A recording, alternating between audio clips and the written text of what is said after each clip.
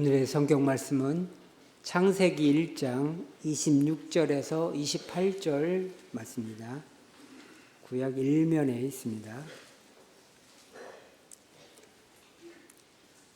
하나님이 이르시되 우리의 형상을 따라 우리 모양대로 우리가 사람을 만들고 그들로 바다의 물고기와 하늘의 새와 가축과 온 땅과 땅에 기는 모든 것을 다스리게 하자 하시고, 하나님이 자기 형상 곧 하나님의 형상대로 사람을 창조하시되 남자와 여자를 창조하시고, 하나님이 그들에게 복을 주시며 하나님이 그들에게 이루시되 생육하고 번성하여 땅에 충만하라. 땅을 정복하라. 바다의 물고기와 하늘의 새와 땅에 움직이는 모든 생물을 다스리라 하시니라. 아멘. 안녕들 하십니까? 네, 언젠가 한 대학교에 붙은 대자보에서 유래한 말입니다. 오늘은 이 말로 우리 성도님들의 형편을 묻고 싶습니다. 한 주간 평안하셨습니까? 네, 한 주간 몇 분을 뵙고 또 몇 분과 전화로 이야기를 나눴습니다. 다 녹록지 않은 이야기입니다. 그러니까 듣는 것 외에는 뭐라고 더할 말조차 없었고 뻔한 위로의 말조차 떠오르지 않았습니다. 그러고 나면 마음이 참 무거운데요. 그래서 혼자 조용히 하나님께 물었습니다. 하나님, 왜 이렇게 어렵고 힘들어야 합니까? 하나같이 하나님을 믿는 분들입니다. 그냥 믿는 것이 아니라 진짜 하나님 잘 믿는 분들입니다. 날마다 하나님 앞에 엎드려서 하나님의 도움을 구합니다. 나를 드러내기 위함도 아니고 하나님을 이용하고자 하는 것도 아닙니다. 잘 사는데 조금 더 잘 살게 해달라고 욕심 부리는 것도 아닙니다. 다만 어떻게든 살고 싶을 뿐입니다. 하나님께서 숨을 불어넣어 주셨고 그 숨이 여전히 코끝에서 들고 나가기 때문에 살아야 되는데 그게 너무 힘들어서 그냥 하나님께 구하시는 분들입니다. 그래서 하나님께 물었습니다. 하나님께서 도우셔야 되는 것 아닙니까? 하나님께서 나서시고 하나님께서 해결해야 하지 않으십니까? 그리고 이제 시편의 말씀까지 좀 빌어왔습니다. 여호와여, 어느 때까지입니까? 이분들을 영원히 잊으시나이까? 주의 얼굴을 그들에게서 어느 때까지 숨기시겠나이까? 이게 제 한 주간의 나름의 탄식이었고 또 기도였습니다. 그런데 그 끝에 하나님께서 이런 마음을 주십니다. 너만큼 내게도 특별한 사람들이다. 아니, 너보다 내게 훨씬 더 특별하고 내가 훨씬 더 사랑하는 내 자녀들이다. 이것이 본문을 통해서 들려주시고 또 확인해 주시는 말씀이기도 합니다. 하나님께서 6일 동안 세상을 창조하셨습니다. 형식은 다 같습니다. 있으라고 말씀하시니 그대로 있게 되었습니다. 그리고 맨 마지막에 이제 사람을 창조하셨습니다. 사람을 창조하시면서는 하나님께서 심사숙고하셨습니다. 본문 26절에서 우리라고 하였는데 성경에서 하나님과 연관해서 우리라 표현한 부분은 모두가 다 왕이 신하들을 거느리고 회의할 때의 모습을 떠오르게 합니다. 그러니까 중요한 일을 결정하면서 더불어 함께 깊이 생각하셨다 하는 의미예요. 그럼 무엇 때문에 하나님께서 그렇게 심사숙고하셨을까? 세상을 어떻게 가꾸고 다스려야 하는지의 문제 때문입니다. 하나님께서 6일 동안 세상을 창조하셨고 그때마다 지으신 모든 것이 보시기에 참 좋았습니다. 정말 좋았을 것 같아요. 아이들이 어릴 때 어린이집에서 뭔가를 만들면 그것을 그렇게 좋아하며 가져옵니다. 그리고 집 안에서 가장 잘 보이는 곳에 그것을 전시하곤 하죠. 근데 문제는 이제 매일같이 어린이집에 가고 매일같이 뭔가를 만들어 온다는 거예요. 그러나 매일같이 또 가장 좋은 곳에, 보기 좋은 곳에 그것들을 전시합니다. 근데 가만히 보면요, 우리가 보기에는 비뚤비뚤한 종이 몇 장 이어붙인 것 같아요. 혹은 크기도 제각각인 수수깡 몇 개 쌓아 올린 듯 합니다. 근데 아이에게는요, 이게 내 의도대로, 내 마음대로 또 내 만들기 능력을 최대한 발휘해서 만들어 오는 이 걸작품이에요. 그렇기 때문에 갔다 와서 그게 보이지 않으면, 그게 버려진 듯하면 그것 때문에 속상해서 울고 난리를 피우는 겁니다. 근데 하나님께서 세상을 창조하셨을 때 그러지 않았을까 생각해 봅니다. 모든 것이 하나님이 생각한 그대로 다 이루어졌습니다. 하나님은 전지전능하시고 완전하신 분입니다. 그래서 모든 것이 완전하신 뜻 그대로 완전하게 이루어졌으니 하나님이 보시기에 얼마나 좋았겠습니까? 하나님께서는 그 좋은 것들을 이제는 돌볼 피조물이 필요했습니다. 그래서 하나님께서 심사숙고하셨고 결국 하나님의 대리자로 사람을 창조하시되 하나님의 형상대로 사람을 창조하시기로 결정하셨습니다. 오늘은 이 하나님의 형상과 관련해서 몇 가지 나누어 보려고 하는데요. 먼저 하나님의 형상은 모든 사람이 다 특별하다 하는 의미입니다. 창세기는 흔히 모세가 기록하였다 하죠.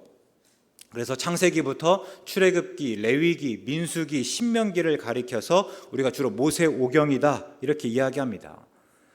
물론 보다 학문적으로 좀 이야기해 보면 이런 내용이 구전으로 전해지다가 최종적으로는 바벨론 포로기 이후에 현재 형태로 편집되었다 이렇게 말하고 있습니다.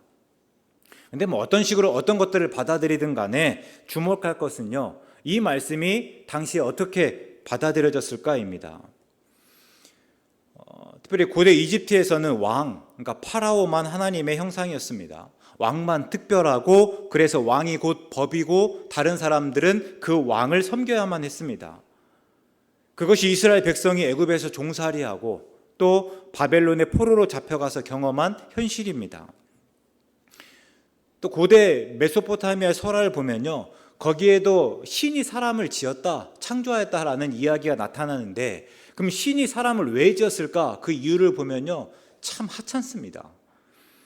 다만 신들이 편하게 지내려고 하다 보니까 누군가는 힘든 일을 해야만 하는 거예요. 모두가 다 놀고 먹을 수만 없습니다. 누군가는 노동을 해야 되는 거예요. 그러니까 이런 식이에요. 다 놀면서, 신들이 다 놀면서 묻습니다. 그럼 소는 누가 키우냐? 그리고 뒤늦게 만든 계층이 바로 사람이다 하는 거예요. 또 그 중에는요, 노아의 홍수와 비슷한 사건도 기록되어 있습니다. 그러면 또 신이 왜 홍수를 일으켰는가 한번 보면 시끄러워서입니다. 그러니까 앞에서 일하라고 사람을 만들었잖아요. 근데 그 사람들이 많아지다 보니까 이젠 자꾸만 이제 떠드는 소리가 하늘까지 들리는 거예요. 그래서 시끄럽고 그게 싫어서 홍수로 그 모든 사람을 쓸어버렸다. 이런 이야기입니다. 얼마나 당황스럽습니까? 근데 오늘 본문은 완전히 달라요. 하나님은 하나님의 형상을 따라서 사람을 지으셨습니다. 그 따지면 왕같이 특정한 사람만 특별한 것이 아니라 모든 사람이 다 특별합니다. 왕이나 왕을 섬기는 노예나 다 특별한 거예요. 소위 세상에서 높은 지위에 있고 또 많은 것을 가진 사람만이 특별하지 않습니다. 아무 지위가 없고 오히려 가진 게 없어서 누군가의 도움을 받아야만 하는 사람이 다 특별합니다. 가운 입고 앞에 서서 말씀을 전하는 목사만 특별한 것이 아니라 함께 예배하는 우리 모두가 다 특별하다 하는 말씀이에요. 평안하고 평탄한 듯한 삶을 사는 듯하고 모든 것을 하나님의 은혜라 고백하는 어떤 장로님, 어떤 권사님만 하나님께서 특별히 사랑하시는 것이 아니라 병을 얻고 그래서 아프고 힘들고 되는 일 없고 뼈 빠지게 일해야 대출 갚고 이자 내면 남는 게 없어서 늘 허덕이고 가족이든 다른 사람이든 잘 보내려고 하지만 잘 지내보려고 하지만 싸우고 그래서 갈수록 그 골이 더 깊어지는 우리도 하나님께서 특별히 사랑하신다 하는 말씀입니다. 특별히 독생자 예수님을 내어주심으로 하나님이 그때의 그 마음, 처음 하나님이 우리를 특별하게 지으실 때 그 마음이 분명히 드러났습니다. 그래서 베드로가 이방인에게 편지하면서 그들을 누구라고 하는가 보니까요, 베드로전서 2장 9절의 말씀입니다. 그러나 너희는 택하신 족속이요 왕같은 제사장들이요 거룩한 나라요 그의 소유가 된 백성이니. 제가 여기까지 다시 읽어보면요, 너희도 택하신 족속이고 너희도 왕같은 제사장들이다. 너희도 거룩한 나라이고 하나님의 소유가 된 백성이다 합니다. 또 사도 바울이 말하였습니다. 갈라디아서 8장 28절의 말씀인데요. 너희는 유대인이나 헬라인이나 종이나 자유인이나 남자나 여자나 다 그리스도 예수 안에서 하나이니라. 이때 하나는요, 우리가 다 하나 되어야 됩니다 할 때 그 일치만이 아니에요. 매 하나 다 똑같다 하는 의미입니다. 그런데 당시로 따져보면 이 안에서 분류한 사람들 절대 똑같을 수 없는 사람들입니다. 유대인이 왜 그렇게 바울을 시기하고 또 바울이 세운 교회를 돌아다니면서 소위 다른 복음들을 계속 전하였습니까? 유대인과 헬라인은 절대로 똑같을 수 없기 때문이에요. 특별히 할례받지 않은 헬라인과는 절대 똑같아서도 안 됩니다.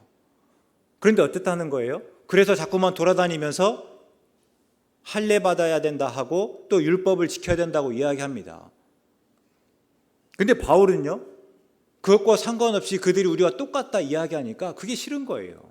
그래서 자꾸만 바울이 세운 교회들 돌아다니면서 너희가 우리와 같이 할례도 받아야 되고 율법도 지켜야 된다. 지금으로서는 너희와 우리는 완전히 다르다. 이런 이야기도 해나가는 거예요. 그 다음 보니까 종과 자유인을 이야기하잖아요. 종과 자유인, 그러니까 종과 주인이 어떻게 똑같습니까? 주인은 발을 씻어달라고 발을 내미는 사람이고 종은요, 그 발을 씻겨주는 사람인데 과연 똑같을 수 있습니까? 오늘 한번 세상을 보시면요, 나는 VIP 카드를 가지고 있고 임대 아파트가 아닌 일반 입주민이니 너희과 다르다, 다른 대접을 받아야 된다, 이렇게 말하고 있지 않습니까? 근데 바울이 이야기하는 거가 그리스도 안에서는 다 똑같다. 그리스도 안에서는 이런 사람이든 저런 사람이든 다 특별하다. 이렇게 이야기하고 있습니다.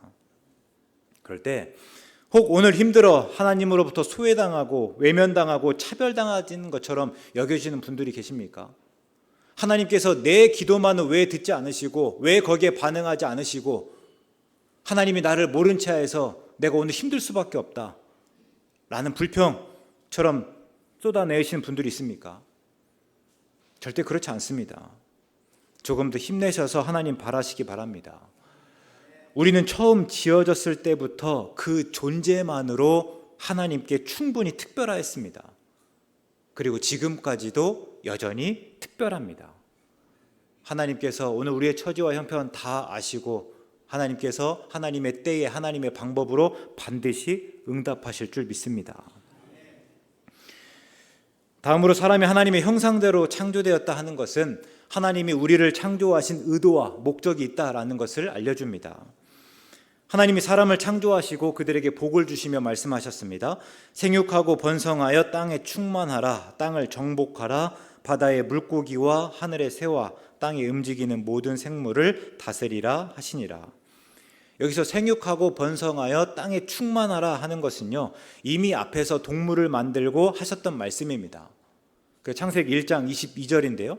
하나님이 그들에게 복을 주시며 하나님께서 동물을 만드시고 그들에게 복을 주시며 말씀하셨다라는 거예요. 생육하고 번성하여 여러 바닷물에 충만하라, 새들도 땅에 번성하라 하시니라. 그러니까 여기까지는 동물에게도 이미 하셨던 말씀입니다. 그래서 사람에게만 하셨던 말씀, 그래서 우리가 조금 더 진중하게 들어야 할 말씀이 무엇인가 보면 그 다음이에요. 땅을 정복하고 모든 생물을 다스려라 하시는 말씀입니다.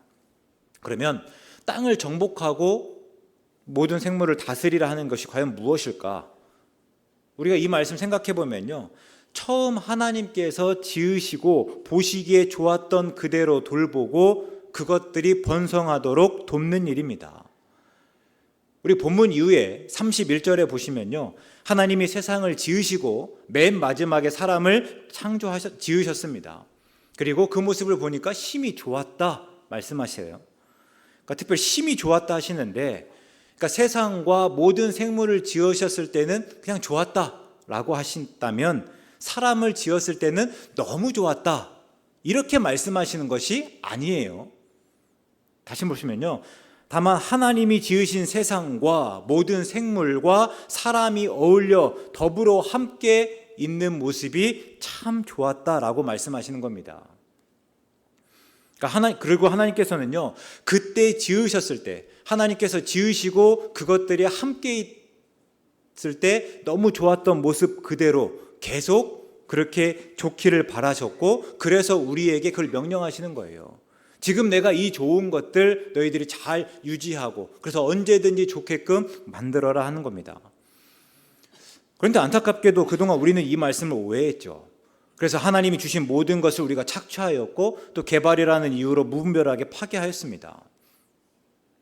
올해를 뒤돌아보면 최악의 산불이다, 폭우다, 폭염이다 이렇게 이야기하잖아요. 그런 것들 겪으면서 환경 위기 혹은 기후 위기가 얼마나 심각한지 새롭게 알았습니다. 그런데 이 모든 것들이 오늘 말씀 보면 왜 일어난다는 거예요? 하나님의 의도를 저버렸기 때문에, 그러니까 하나님 앞에서 죄를 지었기 때문이다라는 것을 또 알 수 있습니다. 특별히 올해 제가 개인적으로 새롭게 주목한 단어는요, 기후 취약계층입니다. 그러니까 기후가 변하면서 누가 가장 큰 피해를 입는가, 누가 가장 힘들어하는가, 누가 일처적으로 어려움을 겪는가 하는 건데, 보니까요, 가난하고 상습적으로 수해를 당하고 오래된 집에 사는 사람들입니다. 조금 우리가 아는 구체적으로 이야기해 보면 노인, 영유아, 어린이, 임산부, 만성 질환자, 그리고 장애인, 다 하나같이 약한 사람들입니다. 그러고 보면요, 이런 문제들이 단순히 그냥 사회적인 문제가 아니라는 것을 우리가 분명히 알 수 있습니다. 하나님께서 아모스 선지자를 통해서 뭐라고 명령하셨는가 보니까 아모스 5장 24절의 말씀인데요, 오직 정의를 물같이 공의를 마르지 않는 강같이 흐르게 하라 합니다. 이게 지금 오늘 우리 삶 가운데, 우리 사회 가운데, 우리 세상 가운데 정의와 공의가 흐르게 하라는 건데요, 이게 하나님 나라의 두 축입니다. 정의와 공의. 공의를 조금 다른 말로 이야기해보면 공평입니다. 근데 지금 이런 어려움을 겪는 일들을 보니까요, 이 공의, 공평이 다 깨진 거예요. 하나님 나라의 가치가 다 훼손되었다 하는 겁니다. 그럴 때 우리는 지금부터라도 이 환경에 대해서 조금 더 관심을 가져가고 또 조금 더 애써야 된다. 단순히 우리가 살아가는 문제가 아니라 이 땅 가운데 하나님의 공의와 정의가 온전히 흘러가게 하기 위해서다라는 거예요. 제가 엊그제 저녁에 밥 먹고 꽃심도서관에 다녀왔는데요, 기둥에 이런 안내문들이 붙어 있더라고요. 도서관 내에서는 일회용품 사용을 자제합시다. 이게 도서관뿐 아니라 사회에선 진작부터 애써왔던 일입니다. 제가 이런 문구들을 보기 시작한 게 대략 10년 정도는 된 것 같아요. 카페나 음식점에 가면요, 이런 것들이 공공연하게 써 있었습니다. 일회용품 줄이기 위해서 우리가 이렇게 사용하기로 했습니다. 물론 그런 카페나 다른 기업들은요, 기업의 이미지를 좋게 해서 더 매출을 많게 하기 위한 의도였을 수도 있습니다. 그러나 어쨌든 진작부터 이런 일들에 힘써왔다라는 거예요. 그러면 하나님의 요청을 받은 우리는 더욱 힘써야 하지 않겠습니까? 그럴 때 우리도 한번 해보면 좋겠다 싶은 거예요. 교회 내에서는 일회용품 사용을 자제합시다. 불편하겠지만 빛이 되어 있는 컵을 사용하고 또 가능하면 텀블러를 가지고 다니면 좋겠다라는 거예요. 또 앞으로 계속 교회도 이제 그런 자제할 수 있는 방안들을 만들어내야겠죠. 근데 예전에 제가 어떤 분의 강연을 듣다 보니까 그분은 늘 텀블러를 가지고 다녔던 분인데요, 자기가 오늘 아침에 급하게 나오면서 미처 그 텀블러를 챙기지 못했다는 거예요. 그래서 식사하시고, 그러니까 강연하기 전 어떻게 했는가 보니까 어떻게 했냐고 말하는데요, 자기가 가서 깨끗이 손 씻고 와서 정수기에서 손으로 받아서 그걸 마셨다고 하더라고요. 들으면서 좀 그렇게까지 해야 되겠나라는 생각도 들지만, 근데 한번 이런 생각이 드는 거예요. 우리가 정말 일회용품 사용을 자제해 본다고 하면 그 정도 마음은 가지고 시작해 봐야 되는 것 아닌가. 그래도 되고 안 돼도 말고 이런 것들이 아니라 정말 한번 우리가 제대로 맘먹고 또 한번 실행해 보면 좋겠다라는 생각이 듭니다. 다시요. 하나님이 우리를 하나님의 형상대로 창조하신 것은 하나님을 대신하여, 하나님을 대리하여 세상을 다스리기 위해서입니다.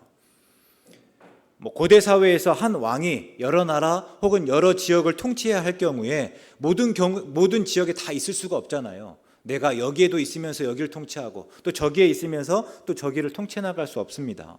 그럼 어떻게 했는가 보니까 곳곳마다 왕의 동상을 세웠습니다. 그리고 그 동상을 통해서 왕의 통치를 나타냈다라는 거죠. 이것이 우리가 하나님의 형상이라는 의미입니다. 우리는 하나님이 지으신 세계 속에 하나님의 형상으로 있으면서 궁극적으로는 하나님의 뜻이 세상 구석구석 알려지고 하나님의 통치가 이루어지도록 해야 한다 하는 것이에요. 이것이 하나님의 형상으로 지음받은 우리의 의무이고 또 책임입니다. 출애굽기 32장에 보니까요, 모세가 시내산에서 하나님의 말씀을 받고 있을 때입니다. 그러니까 산 아래 있던 백성들이 모세가 빨리 내려오지 않다 보니까 조바심이 났어요. 그래서 아론에게 가서 우리를 인도할 신을 만들라 이렇게 요청했습니다. 그러자 아론이 금으로 송아지 형상을 만들었고 백성은 그 송아지 형상 앞에서 예배하고 뛰어놀았습니다. 그리고 그 일로 하나님께서 진노하시고 또 그들을 벌하셨습니다. 이 문제에 대해서는 우리가 조금 더 살펴봐야 되는데, 일단 당장 우리가 이렇게 들었을 때 뭐가 문제입니까? 도대체 왜 하나님께서 진노하셨고 왜 하나님께서 벌하셨던 것입니까? 그 형상이 송아지라서 그렇습니까? 물론 하나님을 송아지처럼 여기게 한 것은 큰 잘못입니다. 그런데 아론의 입장에서는요, 그게 그동안 애굽에서 본 전부예요. 애굽에서는요, 신을 송아지 형상으로 만들었단 말이에요. 그럴 때 사람들이 우리를 인도할 신을 만들어라, 특별히 그 하나님을 보이게 하라 했을 때 자기가 본 거는요, 지금까지 애굽에서 봤던 것은 이 송아지밖에 없단 말이에요. 그래서 그냥 송아지를 만들어낸 겁니다. 보면 최소한 아론에게는 우상을 만들 의도가 없었어요. 이 송아지는 아론에게 하나님을 표현하는 유일한 방법이기도 하였고 또 아론에게는 최상급이었어요. 하나님을 가리키고 하나님을 기억하도록 하고자 했습니다. 그러나 궁극적으로는 그것이 우상이고 또 우상일 수밖에 없었다 하게 되는데, 왜인가? 우리가 본문의 이야기로 생각해 보면 하나님을 형상화할 수 있는 방법은 오직 사람뿐이기 때문입니다. 사람은 하나님의 존재에 대해서 말할 수 있는 유일한 피조물이다라는 거예요. 그 외에는요, 근본적으로 다 우상입니다.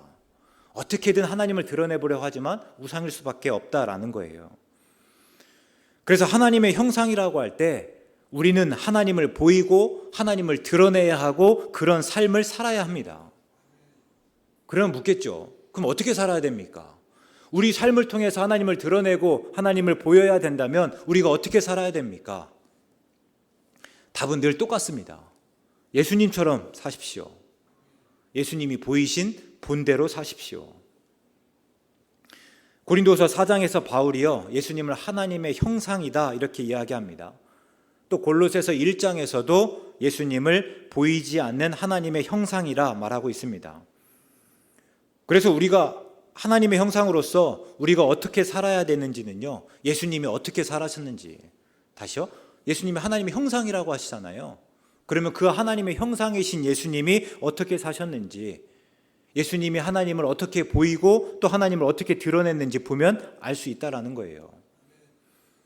근데 무엇보다 예수님이요, 하나님의 형상이라고 하면서 또 뭐라고 하는 거예요? 하나님이시고 하나님의 본질입니다. 빌립보서 2장 6절의 말씀인데요, 그는 근본 하나님의 본체시나, 그러니까 예수님은 근본적으로 하나님 그 자체이지만 기꺼이 자기를 비워 종의 형체를 가지고 사람들과 같이 되었다 말하고 있습니다. 그럼 왜 그렇습니까? 왜 예수님께서 하나님이시면서 자기를 비워서 사람들과 같이 되셨습니까? 사람을 위하여 죽으심으로 그 사람을 살리기 위해서입니다. 그래서 하나님의 본질은요, 독생자를 내어주시는 거예요. 또 기꺼이 자기를 비우시는 것입니다. 요한은 그 본질을 사랑이라고 표현했죠. 그래서 요한일서 4장에 보면 하나님은 사랑이시다 이렇게 말씀하는 거예요. 지난주에 말씀드렸죠. 사랑은요, 내가 아니라 다른 사람을 위한 것이라고. 그것이 하나님이신 예수님이 하신 일이고 우리가 그 본질대로 그 본질을 따라 하나님의 형상으로 지어졌다면 이런 내어줌과 비움이 또 우리에게서 나타나야 한다라는 거예요. 그렇지 않습니까? 하나님은요, 사랑하시는 분입니다. 하나님께서는 내어주시고 비워주시는 분입니다. 그리고 그 하나님의 형상을 따라서 우리가 지어졌다면 당연히 우리도 내어주고 비워줘야 된다라는 거예요. 우리는 서로 사랑해야 하는 까닭을 그냥 예수님의 새 계명으로만 알고 있습니다. 예수님께서 마지막에 내가 너희를 사랑한 것 같이 너희도 서로 사랑하라, 이것이 너희에게 주는 새 계명이다 라고 말씀하셨기 때문에 예수님을 우리가 서로 사랑해야 된다 라고 알고 있지만, 근데 오늘 본문의 말씀을 묵상해 보면요, 우리가 서로 사랑해야 하는 까닭은 그 전에 이미 우리가 그렇게 지음을 받았기 때문이에요. 우리는 처음부터 서로 사랑하도록 지음 받았습니다. 바꿔 말하면 하나님이 우리를 하나님의 형상으로 특별한 존재로 만드신 까닭은 우리로 하여금 또 다른 특별한 존재인 다른 사람을 또 특별하게 만드시기 위해서다라는 거예요. 이 말씀이 오늘 우리에게 도전이기를 바랍니다. 그래서 한 주간 살아가시면서 내 옆에 있는 사람들, 우리 가족, 또 우리 공동체 안에 있는 성도들을 특별하게 만들어 주시기 바랍니다. 특히 그 중에는 앞에서 말씀드린 몇몇 성도님들처럼 오늘 이 자리에 앉아서 예배드리는 것이 정말 기적이라고 할 만큼 무거운 짐을 지고 몸과 마음이 힘드신 분들이 있습니다. 교회니까 다 웃으실 거예요. 그러나 웃고 있지만 웃는 게 아닌 분들이 있습니다. 그런 분들이 너는 특별하다는 하나님의 말씀을 들을 수 있도록 함께 기도해 주시기 바랍니다. 그분들의 삶을 묻고 위로해 주시고 권면해 주시기 바랍니다. 그것이 하나님의 형상으로 오늘 우리의 삶에서 하나님을 드러내는 바른 모습일 줄 압니다. 그런 모습대로 살아가시는 우리 모든 성도님 되시기를 주의 이름으로 축원합니다. 사랑의 하나님, 우리를 하나님의 형상으로 특별하게 지어주셔서 참 고맙습니다. 그러나 우리는 때로 서로 비교하고 판단하며 특별함을 잃고 삶의 무게에 눌리면서 전혀 특별하지 않은 것처럼 살아갑니다. 이런 우리를 불쌍히 여겨 주시옵소서. 이제 새롭게 다시 하나님의 형상으로 특별하게 살기로 다짐합니다. 하나님의 사랑의 통로가 되어 다른 사람을 위로하겠습니다. 힘주시고 도와주시옵소서. 예수님의 이름으로 기도드립니다. 아멘.